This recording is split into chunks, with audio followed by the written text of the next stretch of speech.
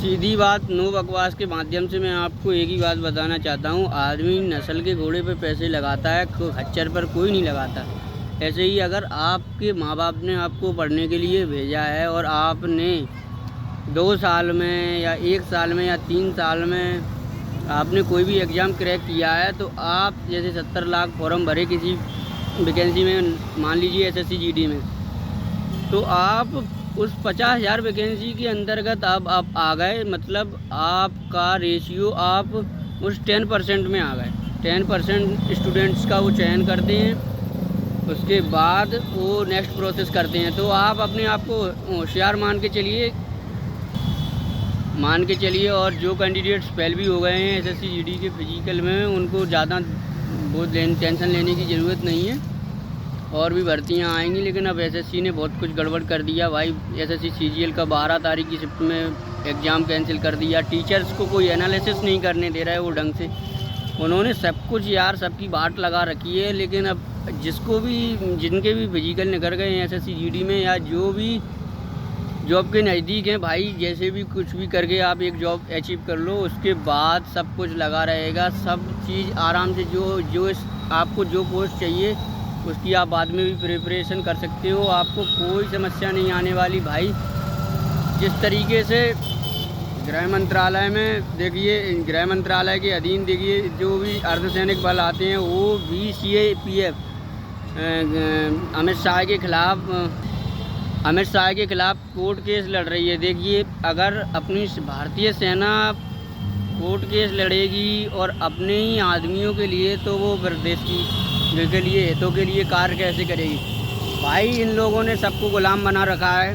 अगर इनकी सरकार है तो सबको गुलाम समझते हैं। ये नहीं सोचते। पंजाब में बाढ़ आया, नरेंद्र मोदी ने एक भी कुछ भी बारे में नहीं बोला। प्राइम मिनिस्टर ने मणिपुर में जो कुछ भी घटित हुआ, मणिपुर में ये नहीं गए। आप बड़ी बड़ी सभाएँ, कहीं चीन से दोस्ती, कहीं अमेरिका से, वो टैरिफ लगा के इनकी गांड में धर रहे हैं। फिर भी इनको समझ नहीं आ रहा कि क्या हमारे साथ हो क्या रहा है। लोगों को गुमराह करना है तो हिंदू मुसलमान करवा दो और पाकिस्तान भारत करवा दो। बस इसके नाम पे वो वोट ले जाते हैं और जीत गए चुनाव। और आम जनता को कितनी प्रॉब्लम हो रही है, कितनी समस्याएं खड़ी हो रही हैं भाई साहब। ना तो देश में कोई प्रैक्टिकल करने के लिए ऐसा इंस्टीट्यूट है कि जहाँ देश का युवा अपनी जो पढ़ी लिखी चीज़ का प्रैक्टिकल कर सके। मैं तो नहीं मानता प्राइवेट सेक्टर को छोड़ के। प्राइवेट सेक्टर में तो हर जगह हैं लगभग, क्योंकि उधर पैसा लोग खर्च करते हैं, तो उधर तो सभी जगह हैं। लेकिन जो संस्कारी संस्थान हैं, कहीं बंद हैं, कहीं टूटे हैं, फूटे हैं, जंजर हैं, सब कुछ हैं, बंजर हैं। रेलवे में आ रही है ग्रुप D की भर्ती, उनके लिए भी आप तैयारी करते रहें निरंतर। अगर भगवान की कृपा हुई तो आपका ज़रूर हो जाएगा। उसमें भी MP पुलिस की भी जगह भी आ रही हैं, और UPSI की तो कुछ जगह आ ही चुकी हैं। लास्ट डेट भी निकल चुकी है, परसों थी। और राजस्थान SI की भी आ रही हैं। अब देखो, SSC का मैं कुछ नहीं कह सकता, क्योंकि उन्होंने CPO भी बहुत लेट कर दिया।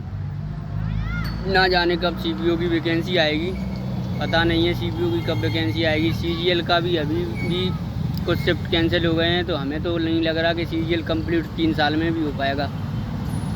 और SSC की GD की जो न्यू वैकेंसी का भी हमें कुछ मालूम नहीं चल रहा है। ये UD QT के माध्यम से कुछ पता नहीं चल रहा कि आगे क्या होने वाला है हमारे साथ, कुछ भी नहीं पता भाई। हम तो अपनी चलते जा रहे हैं, माँ बाप पैसे खर्च कर रहे हैं तो हम तो खर्च करते जा रहे हैं, पढ़ रहे हैं भाई। इन्होंने हमें इतना कमज़ोर कर दिया है चारों तरफ से। जो इकनॉमी बेस्ड इन्होंने बहुत वीक कर दिया लोगों को। कहाँ एक लाख वैकेंसियाँ निकलती थी, 3 लाख वैकेंसियाँ, 1.5 लाख वैकेंसियाँ निकलती थी। कांस्टेबल लाइन में, रेलवे में, हर फील्ड में प्राइवेटाइजेशन कर दिया भाई। बहुत कुछ गड़बड़ कर रखा है इन लोगों ने। अब क्या करें। TCS का जाना तो स्वाभाविक था, क्योंकि मैं एक वीडियो और बनाऊंगा। मेरे पास 100% श्योर प्रूफ है। आपकी इस YouTube पे कोई नहीं देगा आपको, वो 100% क्लियर मेरे पास वो प्रूफ हैं, जिनमें TCS बिल्कुल फंसा हुआ है। क्योंकि TCS ने ऐसा काम कराया है, उसमें जो डिपार्टमेंट में बंदे जो काम कर रहे हैं वो ही एग्ज़ाम दे रहे हैं। ऐसा काम हुआ है, इसलिए SSC ने TCS को हटा दिया। अब ईडी लोग कह रहे हैं बेईमान कंपनी है और ऐसा के ऐसा किया है इसने। मुझे पता नहीं है, देश में ऐसी कोई कानून व्यवस्था नहीं है जो एक निष्पक्ष जांच करके ये देश के युवाओं के लिए न्याय का काम करे। भाई अब कुछ नहीं होने वाला, जो कुछ भी है ठीक है, जो कुछ भी सरकार कर रही है ठीक है, अब कुछ नहीं होने वाला मुझे पता है। लेकिन मैं तो आखिरी टाइम तक एक भी बात, पढ़ाई कभी बेकार नहीं जाती। आप पढ़ते रहें, कहीं चांस लगे तो भाई मौका मिलते नौकरी ले लें। और भाई जो कमज़ोर हैं बेसिकली, अगर देखो भाई अगर आपको लड़ने की क्षमता है, पढ़ने की क्षमता है, संघर्ष करने की, तो आप इस फील्ड में आइए। नहीं बिल्कुल नहीं आइए, इसमें बहुत बंदा बहुत परेशानी झेलता है भाई, बहुत समय लगता है। आपकी नौकरी लगे भी या नहीं भी लगे भी, आप बहुत परेशान हो जाओगे। इसलिए अगर आप 20-25 हज़ार से नौकरी भी कर रहे हैं तो पैसा कलेक्ट करें और उसके बाद आप बिजनेस भी कर सकते हैं, कोई दिक्कत नहीं है, ठीक है। इससे तो अच्छा है, इससे 100 गुना अच्छा है भाई, ठीक है भाई। यही वीडियो आपको अगर अच्छी लग रही हो लाइक ज़रूर कर दें। नहीं, हमें कोई ना लाइक मांगने की ज़रूरत है, हाँ हम आपसे कह रहे हैं कि हमारा चैनल सब्सक्राइब कर दो।